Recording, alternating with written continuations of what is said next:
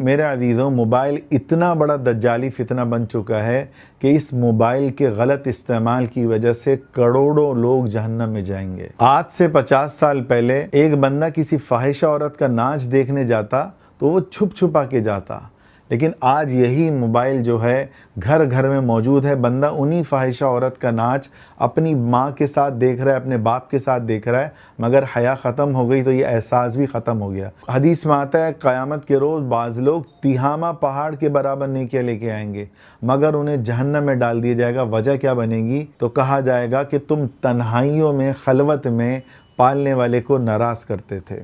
क्या आप भी तो ऐसा नहीं कर रहे कि रब की नेमतें खा रहे हैं और छुप छुप के, कुंडी लगा के, दरवाज़ा बंद करके, लिहाफ में जाके पालने वाले को नाराज़ कर रहे हैं? तो इससे बचें, इससे बचें। याद रखें, यह मोबाइल आपके लिए जन्नत भी है, आपके लिए जहन्नम भी है। अगर आपको लगता है कि